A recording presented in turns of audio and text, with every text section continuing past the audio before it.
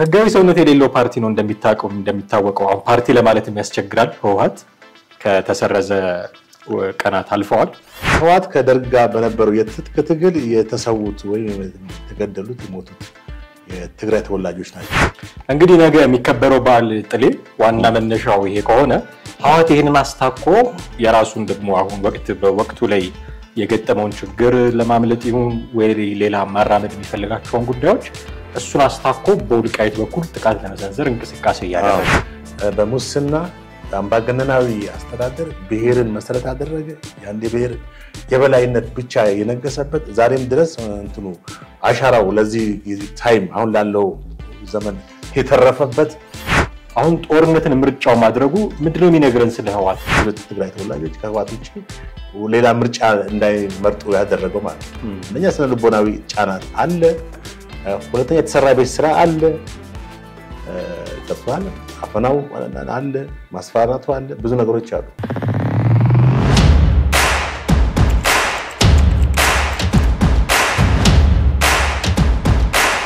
ሰላም ጤና ይስጥልን ውድ ቤተሰቦቻችን እንዴት አላችሁ? ዘኢትዮጵያን እየተከታተላችሁ ነው። ወቅታዊ ፕሮግራማችን ላይ እንገኛለን። ጥላሁን አክሊሉና ማደገፋ ከናንተ ጋር ቆይታ ለማድረግ እዚህ ተገኝተናል። እስከ ፕሮግራማችን ፍጻሜ ድረስ አብራችሁን ትቆዩ ዘንድ ያክብሮት ግብዣችን ነው። በዛሬው ፕሮግራማችን ህወሓት በነገው ዕለት የሚከበረውን የሰማዕታት በዓል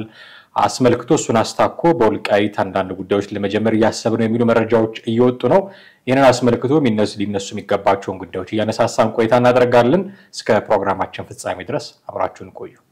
ጥሌ እንዴት ነው? ሰላም ነኝ። ሰላም ነው አለን መስገን። ህጋዊ ሰውነት የሌለው ፓርቲ ነው እንደሚታወቀው አሁን ፓርቲ ለማለት የሚያስቸግራል። ህወሓት ከተሰረዘ ቀናት አልፈዋል፣ በርካታ ቀናት። አሁንም ግን በፖለቲካዊ እንቅስቃሴዎች ውስጥ ያለ ድርጅት ነው።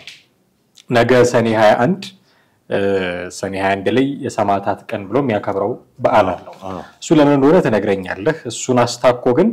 በወልቃይት አንዳንድ ጉዳዮች ለማድረግ ጦርነት ለመክፈት እየተዘጋጀ ነው፣ ራሱን እያደራጀ ነው፣ ታጣቂዎችን ወደ ወልቃይት አቅራቢያ እያስገባ ነው የሚሉ መረጃዎች ይወጣሉ ያሉት። ይሄንን ትንሽ ማየት ስለሚገባን እስቲ ነገ የሚከበረው በዓል በቅድሚያ ምንን አስመልክቶ ነው? አሁን የሰማዕታት ቀን በአገር አቀፍ ደረጃ የምናከብራቸው አሉ። የሰማዕታት ቀን እንደዚህ ህወሓት ብቻውን የሚያከብረው የሰማዕታት ቀን ምንድነው? ትክክል። በየዓመቱ የሰማዕታት ቀን ይከበራል። በተለይ በመቀሌ ከተማ በርካታ የቀድሞ የህወሓት ታጋዮችን ጨምሮ ነባር ታጋዮች አሁንም በህወሓት ውስጥ ያሉት ሰዎች ያከብሩታል። ይሄን በደመቀ ሁኔታ ነው የሚያከብሩት። ይሄ የሰማዕታት ቀን ምንድነው ከተባለ ህወሓት ከደርግ ጋር በነበረው የትጥቅ ትግል የተሰዉት ወይ የተገደሉት የሞቱት የትግራይ ተወላጆች ናቸው። ኦልሞስት ቁጥራቸውን እስከ 60,000 ወይም ከዛ በላይ ያደርገዋል። እና እነዚህ በጦርነቱ የተገደሉና ህይወታቸው ያለፉትን በየዓመቱ የሚያከብርበት የሰማዕታት ቀን ነው። እንግዲህ አብዛኛው የኢትዮጵያ ህዝብ ደግሞ ይሄን ነገር አያቆምም። በትግራይ ውስጥ ብቻ ተወስኖ የቀረ እንትን ነው እና የሰማዕታት ሐውልት ብሎም እኮ መቀሌ ላይ ያለው ይሄን ትልቅ የሰማዕታት ሐውልት እና ግን ምንድነው አሁን ለምሳሌ በነባር የህወሓት አመራሮች እንደነ አቶ ገብሩ አስራት ሌሎችም እንደነ ጀነራል አበበ ተክለሃይማኖት የመሳሰሉትን ከዚህ በፊት በጋዜጣ ላይ ማነጋገራቸዋለሁ። ጋዜጣ ሳዘጋጅ በጣም የሚገርም ያ ትክክለኛ መስዋዕት የተከፈለበት ነው። ህወሓት አባላቶች የቀድሞ የድርጅቱ ታጋዮች የከፈሉት መስዋዕት ሁሉ በጣም ዛሬ እንትን እንደሆነ ማለት ወደ አልተፈለገ አቅጣጫ እንደሄደ ህወሓት በነዛ ደም የመጣውን ትልቅ ተጋድሎ ሁሉ በአግባቡ ድራይቭ ማድረግ እንዳልቻለ የፓርቲው እንትን ኮራፕትድ እንደሆነ አጠቃላይ ያው የሚታወቅ ነገር ነው። እንግዲህ በእነዚህ ደም ነው ዛሬ መስዋዕትነት ለማለት ህወሓት መስዋዕትነት ተከፍሎ እስከ መንግስት ደረጃ ያደረሰው። ይሁንና በ7 ዓመት ውስጥ የስልጣን ዘመኑ ምን አይነት አገዛዝ ኢትዮጵያ ላይ እንደነበረ ማንም ሰው የሚያውቀው ነው። በኢትዮጵያ ውስጥ አምባገነናዊ ስርዓትን በመፍጠር በጎሳን መሰረት ያደረገ ብሔርን መሰረት ያደረገ አስተዳደር በመላ ሀገሪቱ ዘርግቶ ሲገዛ የነበረ ድርጅት ነው እና በዛውም ድርጅቱ መልካም በሆነ አስተዳደር በብልሹ አመራር በሙስና በአምባገነናዊ አስተዳደር ብሔርን መሰረት ያደረገ የአንድ ብሔር የበላይነት ብቻ የነገሰበት ዛሬም ድረስ እንትኑ አሻራው ለዚህ ታይም አሁን ላለው ዘመን የተረፈበት ነው ምንድነው እዚህ ጋር መስዋዕቱ አግባብ ነው እንኳን ቢባል እነዛ ሰዎች አሁን ለነጻነት ለዲሞክራሲ ለእኩልነት የከፈሉት መስዋዕትነት ነው በርግጥ የቀድሞ የትግራይ ታጋዮች በጣም ቁርጠኞች እንደነበሩ ነው ማቀው አንዳንድ መጻፎቻቸውን ስትመለከት በጣም ታጋዮች እንደነበሩ ምናልባት አንዳንድ ዶክመንተሪዎች ሁሉ ታስታውሳለህ እንደ ቀሽ ገብሩ መሳሰሉት እና አሞራው በዶክመንተሪ ተሰሩ ሰዎች አሉ እነዚህ ለእውነተኛ ነጻነትና ለትግራይ ህዝብ እኩልነት ታግለዋል ከዛ በኋላ ከድል በኋላ ነው ችግር የተፈጠረው በአመራሩ ላይ ይሄን ከፓርቲው በ1993 ዓመተ ምህረት ከናቶ መለስ ጋር በዚህ በአይዲዮሎጂ በሪዮት ዓለም ልዩነት ቦናፓርቲዝም ብሏቸው ናቶ መለስ አባራቸው ነስየን እነ አረጋሽ ኪዳኔ እነ ገብሩ አስራት ተወልደ እነ ጻድቃን ገብረትንሳይ የመሳሰሉት በጣም ትላልቅ የፖለቲካው አባላት ቁልፍ የህዋት አመራሮች እንግዲህ በአመለካከት ልዩነት ነው አቶ መለስ ምናልባት እዚህ ግልክ ሆነ ህዋት ካናቷ ላይ በስብሳለች ቆሻለች ምናምን በሚል 11ን በመቀሌ ልዩ የፖለቲክ ቢሮ ስብሰባ አደገኛ ስብሰባ አድርገው እና ከኢትዮ ኤርትራ ጥረት በኋላ ማለት ነው ከዛ በኋላ እነዚህ ከፓርቲ ውስጥ አንጃ ብለው ያባሯቸው ናቸው እናቶ ገብሩ እስካሁን ድረስም ከህዋት ተገለው ነው ያሉት ራሳቸውን አግድለው ነው ማለት መግባት ይፈልጉ ፓርቲው ጥሪ ያደርጋል ለቀድሞ አቶ መለስ ከሞቱ በኋላ እነ ጻድቃን እነ ስዬ ተመልሰዋል እንግዲህ በጦርነቱም ትልቅ ሚና የነበረው ዋናው የጦርነቱ መሪ ጻድቃን እንደነበረ ይታወቃል እስከ ፕሪቶሪያው ስምምነት ድረስ ማለት እና የቀድሞ ታጋዮች ማለትም የተሰዉትን በቁጥር እንግዲህ 60 ሺህ ድረስ ያደርሷቸዋል ከዛም ያስበልጧቸዋል ብቻ የትግራይ ወጣቶች የትግራይ ልጆች በዚህ በ17 አመቱ ከደርግ ጋር በነበረው ጦርነት የተሰዉትን ነው አሁን የሰማዕታት ቀን ብለው የሚሉት ማለት ነገ የሚያከብሩት እሱ ነው የሚያከብሩት ቅድም እንዳልኩ ያ መስዋዕትነት ትክክል ነው ተብሎ ቢታመን ከዛ በኋላ ያለው ሂደት ማለት የፓርቲው ወይም ድርጅቱ አካሄድ ግን በተለይ ስልጣን ከያዘበት ጊዜ ጀምሮ ለማንም ግልጽ የሆነ የትግራይ ህዋት የኢህአዴግ አመራር ምን እንደነበር ለማንም ግልጽ ነው ዛሬም የዛ ሰንኮፋ ነው ዛሬም እኮ እንትን አሻራውን ጥሎ በዚህ መንግስት ላይ አሁን ኢትዮጵያ የብሔር ፖለቲካ እንትንስ ገና አልወጣችም እኮ አገሪቷ የምትመራው በኤትኒክ ቤዝድ ፌደራሊዝም ነው ምንም እንኳን ይሄ መንግስት ወደ ስልጣን እንደመጣ የብሔርን ፖለቲካ በማጥላት እንትን ቢል ከዛ እንትኑ ሰርክል ውስጥ ነው ያለ የአራት ፓርቲዎች ውህደት ነበር መጀመሪያ ከዛ ህዋት ተገነ ወጣ ከፓርቲው ሌሎች አጋር የሚባሉ ፓርቲዎችን አቅፎ አሁን ምናልባት ስንት ይሆናሉ 9 አሁን እንዳንዱ ውህድ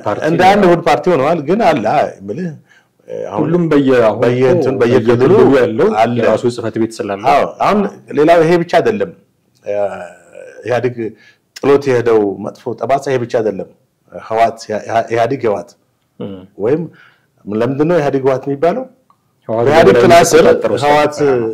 ስለሚመራው ነው እንጂ ኢህአዴግ የሚባለው እኮ ታፔላ ነው የአራት ፓርቲዎችን ሰብስቦ ዶሚኔት የሚያደርገው አዛዥ ዋናው በኦሮሚያ ክልል በአማራ ክልል በደቡብም ቢሆን ማለት ነው እና አሁን ህዋት በ27 አመት ውስጥ እንደዛ አይነት አገዛዝ በኢትዮጵያ ላይ አጠቃላይ አስፍኖ ከዛ በኋላ ያው በህዝባዊ አመጽ ወይም በህዝባዊ ተቃውሞ ስልጣኑን ለቆ ሄዷል ከሄደ በኋላም አሁን በትግራይ ውስጥ በተረጋጋ ሁኔታ ወይክልሉን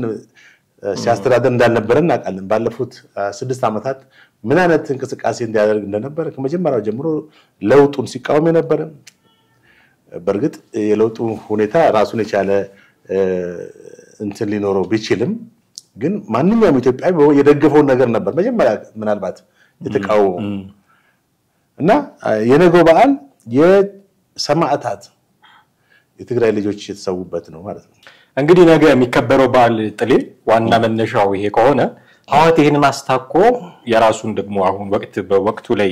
የገጠመውን ችግር ለማምለጥ ይሁን ወይ ሌላ ማራመድ የሚፈልጋቸውን ጉዳዮች እሱን አስታኮ በውልቃይት በኩል ጥቃት ለመሰንዘር እንቅስቃሴ ያደረገ ነው የሚሉ መረጃዎችን እየሰማን ነበርና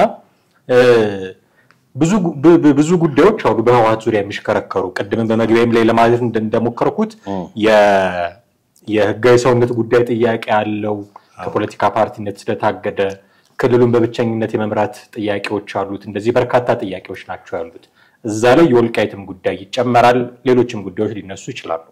እነዚህን ጉዳዮች አግባብ በሆነ መንገድ ወይ ህግን በተከተለ መንገድ ለምሳሌ ምርጫ ቦርድ ያስቀመጣቸውን ቅድመ ሁኔታዎች በማሟላት ከፌደራል መንግስቱ ጋር በመነጋገር አግባብ በሆነ ህጋዊ መንገድ መሄድ ሲገባው አሁን ጦርነትን ምርጫው ማድረጉ ምንድነው የሚነግረን ስለ ህዋት ያዋጣዋል እሱ ብሎ ማንሳት ይቻላል ጥሩ ነው እንግዲህ ስለ ህዋት ከዚህ በፊት ብዙ አጀንዳዎችን አንስተን ተነጋግረናል ወይም ለዚህ ፕሮግራም ግባት ተጠቅመናል አሁንም ህዋት ለፕሪንሲፕል ወይም ለመሪ የሚገዛ ፓርቲ ነው ድርጅት ነው ወይስ ያው በግልጽ እንዳልሆነ የምትመለከተው ነው አንደኛ በምርጫ ቦርድ ህጋዊ ሰውነቱ ተነስቶ እንደገና አትሊስት የምርጫ ቦርድን ፕሮሲጀር ማስተካከልና ያንን ፉልፊል ማድረግ ሲገባው አሁንም ሌላ አቅጣጫ የራሱን እንትን የሚከተል ፓርቲ ነው ያፈንጋጭነት የማናለብኝነት አስተሳሰቦችን በጣም የሚያንጸባርቅ ፓርቲ ነው በተጨማሪም ለህዋት ጦርነት ማለት የህልውናው ጉዳይ ነው አንዳንድ ጊዜ አሁን ጦርነት ማለት አጥፊ ነው ቁሳዊም ሰባዊም ውድመትን የሚያስከትል ኢኮኖሚያዊ ማህበራዊ ሁኔታዎችን የሚያመሰቃቅል እንደሆነ እናውቃለን እዚህ አሁን ለምሳሌ በኢራንና በእስራኤል ላይ የተከሰተው ጦርነት ምን ያክል በአንድ ሳምንት 12 ቀን ተከሰተ ኢራኖች ጦርነቱ ሲቆም ወዲያው ሰላማዊ ሰልፍ ደስታቸውን ለመግለጽ ምክንያቱም የጦርነት መልካም ነገር የለውም ማጥፋትና ማውደም በስተቀር ለህዋት ግን ጦርነት የህልውናው ጉዳይ ነው ቢባል ማጋነን ነው እንዴት ካል ጦርነት በቃ ለሱ ኤግዚስት ፎር ኤግዚስተንስ ነው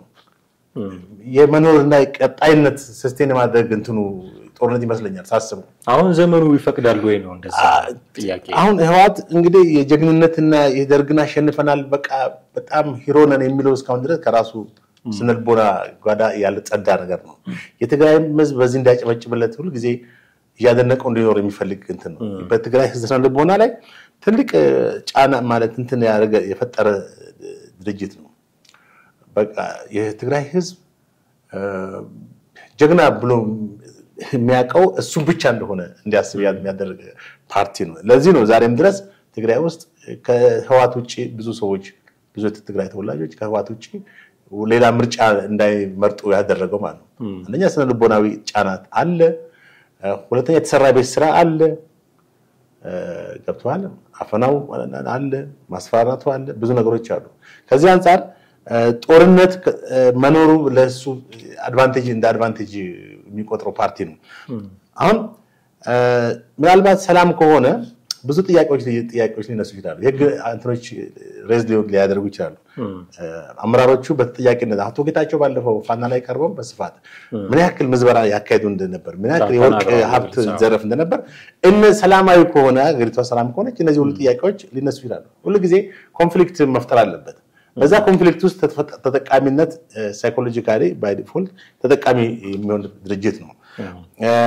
እና ወልቃይት ጉዳይ እውነት ለትግራይ ህዝብ አስቦ ነው ወይ እንዴ ለትግራይ ህዝብ ያስብ ከሆነማ በመጀመሪያው ነው ለጦርነት አይዳርገውም እኮ ነው ተመልከተ ለጦርነት የሚዳርገው እንትን አይደል እንደው ጦርነት ሲመጣ ሰላማዊ ነገሮችን በመፍጠር ወደ ድርድርና ወደ ሰላም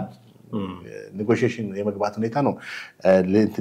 የሚችለው ነገር ግን ከዛ ይልቅ አሁን ህዋት ያደረገ ያለው አሁን የጠብጫሪነት ነው አሁንም ከፌደራል መንግስት ጋር የመዋጋት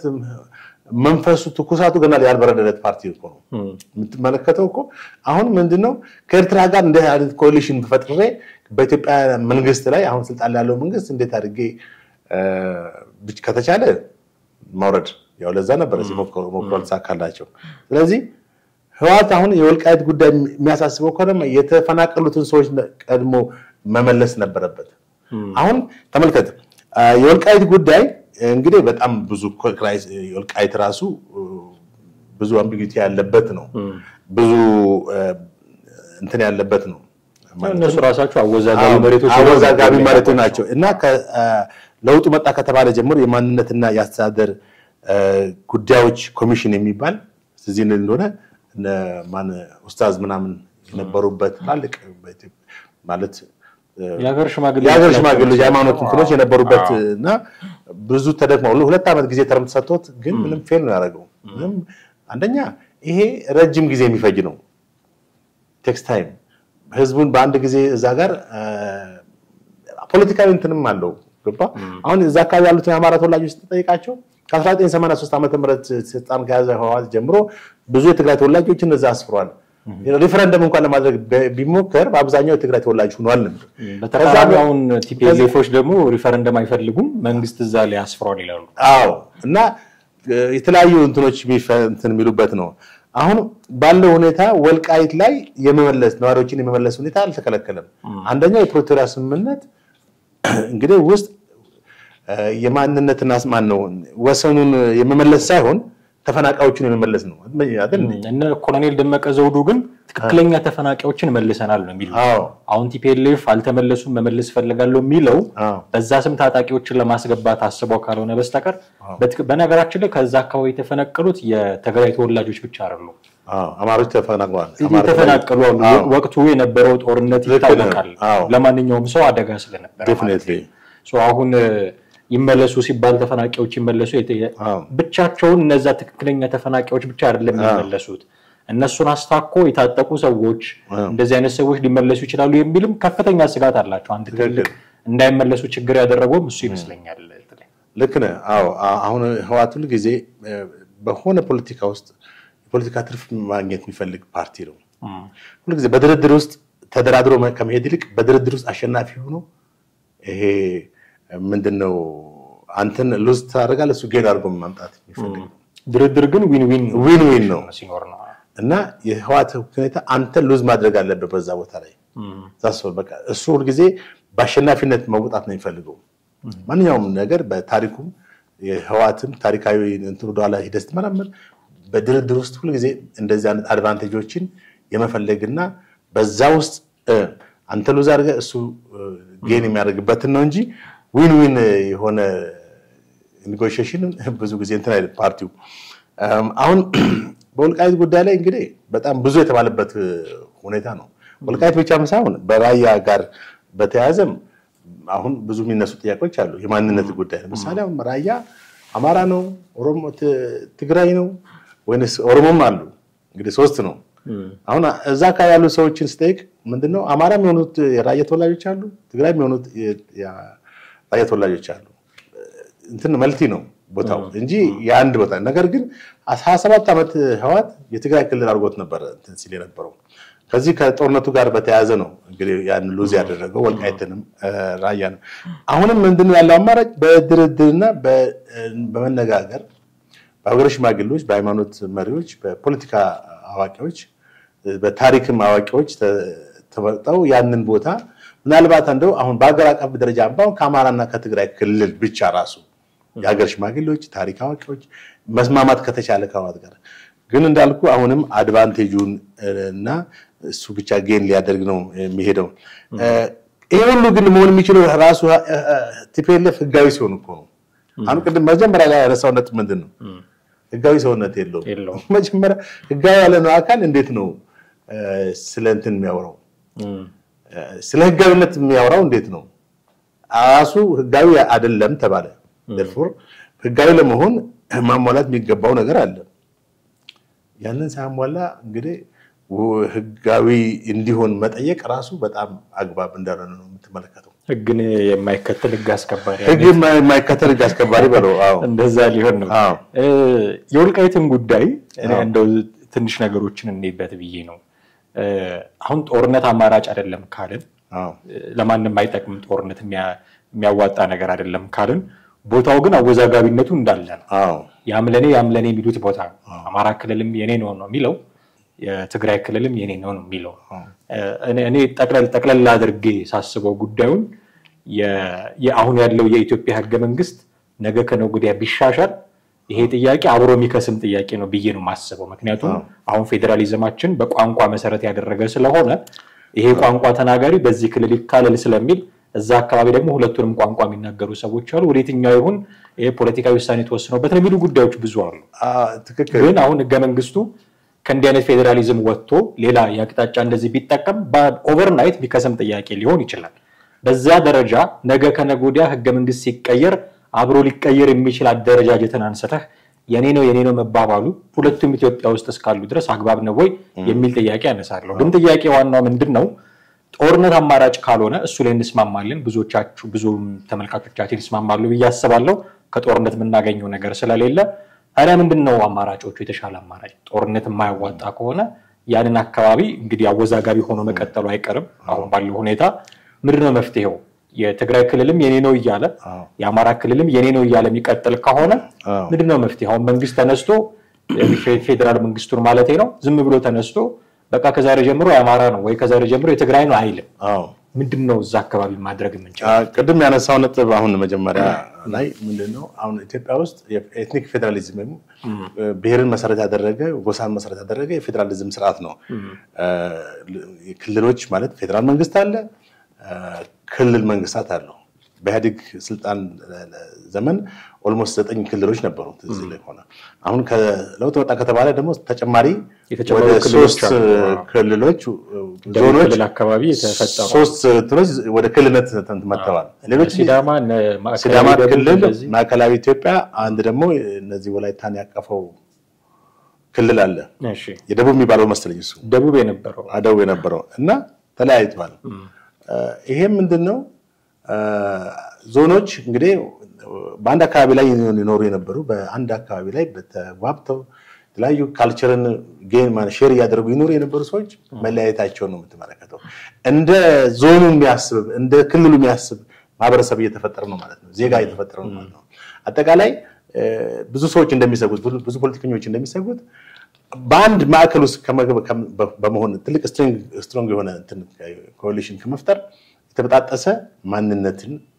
የሚያበዛ ነው ማለት ነው። አሁን ሌሎች ጥያቄ የሚያነሱ አሉ። የጉራጌ ክልል አካባቢ ተመልሷል ነው እዚህ በማዕከላዊ ኢትዮጵያ ውስጥ ናቸው። እነሱም ጥያቄ አላቸው። ጉራጌ ለራሱ ክልል ለመሆን ጥያቄ አቀርቧል። በርካታ ሌሎችም እንደዚህ የሚያነሱ ጥያቄ ይሄ ሁሉም የፈጠረው የብሔር ፖለቲካ ወይም ጎሳን መሰረት ያደረገው የፌደራሊዝም ስርዓቱ ነው። አሁን ይሄን የሚቃወሙ ከመጀመሪያ ከ1983 ዓመተ ምህረት ጀምሮ የሚቃወሙ ሰዎች ነበሩ። ኢትዮጵያን አንድነት የሚደግፉ የዜግነትን ፖለቲካ የሚያራምዱ ዛሬም የተለያዩ ፖለቲካ ፓርቲዎች እየተዳከሙ ወለምዘለም እያሉም አሉ። ኤግዚስት ያደርጋሉ። እነ ኢዜማ አሉ፣ እነ ጥራልኝ እስቲ እነ ነጻነት የሚባሉ ፓርቲዎች አሉ፣ አዳዲስ እናት ፓርቲ አሉ። እነዚህ ፓርቲዎች ለምሳሌ አሁን እነ ሚያድ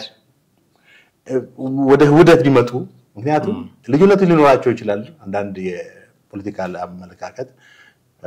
ልዩነት ሊኖራቸው ይችላል። ግን በአንድ ኢትዮጵያ የሚያምኑ እስከሆኑ ድረስ ወደ አንድነት መጥተው አንድ ትልቅ የፖለቲካ ፓርቲ መፍጠር ይችላሉ። ትልቅ ተገዳዳሪ ፓርቲ መፍጠር ይችላሉ። ከዛ በኋላ ቀደም ያልከው ነገር ይሄ ወልቃይት ራያ ዛጋር እዚህ ጋር የሚባሉ የተለያዩ ጥያቄዎች ሁሉ ላይ ሊከስሙ ይችላሉ። ምክንያቱም የዜግነት ፖለቲካ በሚሆንበት ሰዓት ወይም አንድ ትልቅ አሃዳዊ አስተዳደር በሚሆንበት ሰዓት አሃዳዊ ሲሆን የመጨፍለቅ ሁኔታ ላይ ሆነ ይችላል። ባሁን ባለው የፖለቲካ ጉዳይ አሃዳዊ መሆን ላይ ፌደራሊዝም ሆኖ መሰረት ያደረገ አሉ እንደዚህ አይነት ሀገሮች እኮ ፌደራሊዝም የግድ ብሔርና አይደለም። አሁን አውሮፓ አቅጣጫ እንደዚህ አውሮፓ ውስጥ እነ ጀርመናም ፌደራሊዝም ስርዓት ነው የሚከተለው። ስዊዘርላንድ ግን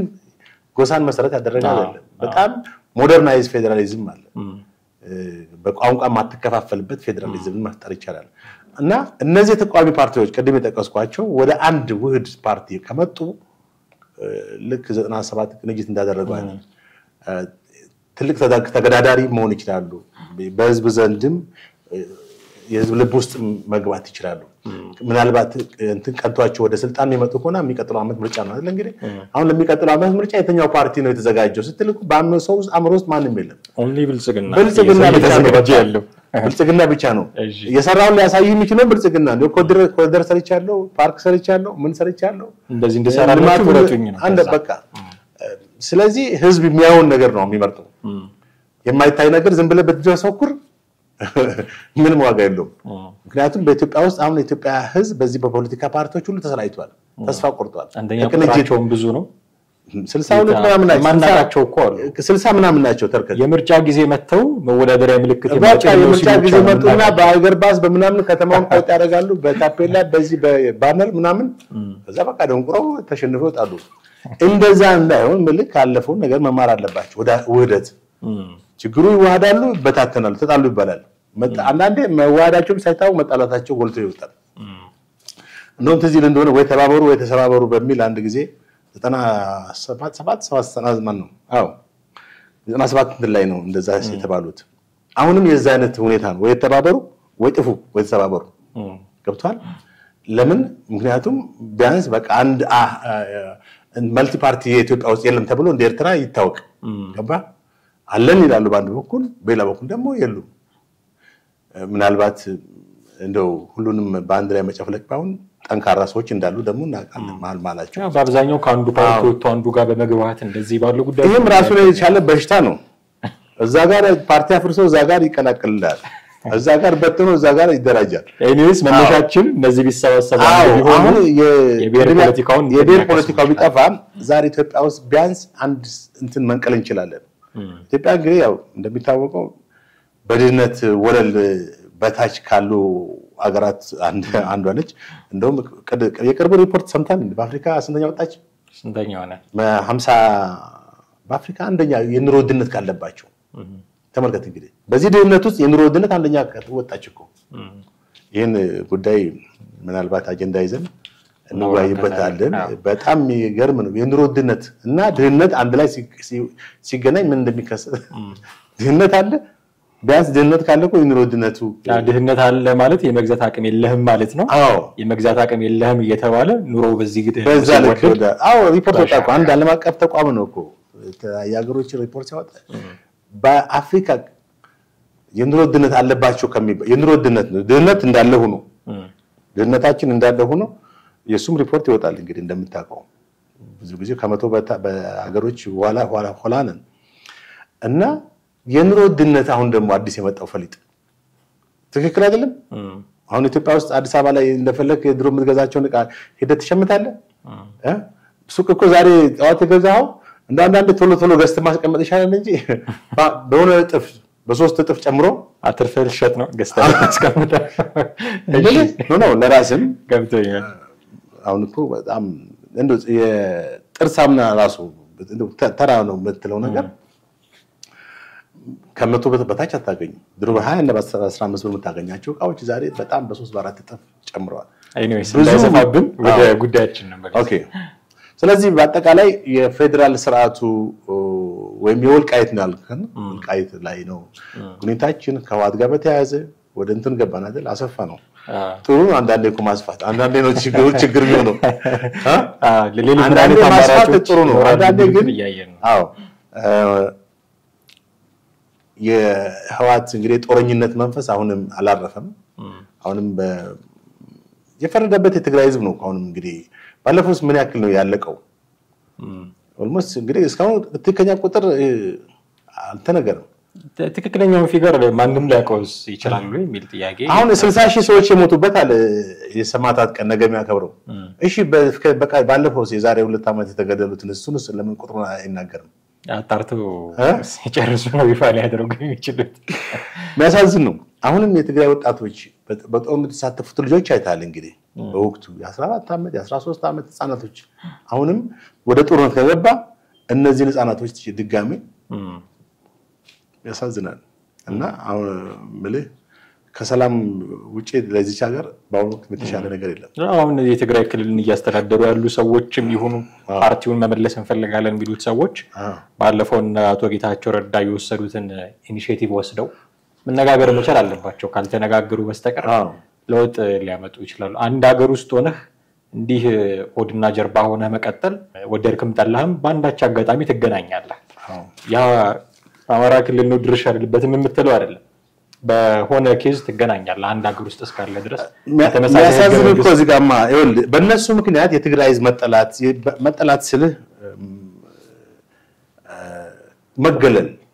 መገለል በለው ገብቷል በርግጥ ሰው ኢትዮጵያ ህዝብ ሁሉም አላገለላቸው አንዳንድ ትንሽ እንትን ያሉ ሰው ግን እነሱ ሳይኮሎጂካሊ አሁን ትግራይ ነኝ ስትል ምንድነው ፊልም ታረጋው ህዋት ነው ህዋት ጋር ቆኖ ቀጣጣ እንትገናኝ አሁን ከቅርብ ጊዜ ወዲህ ግን ይሄም እንትን እየተመታ ይመስለኛል አሁን ራሱን አቶ ጌታቸው ረዳም ሲሉ ነበር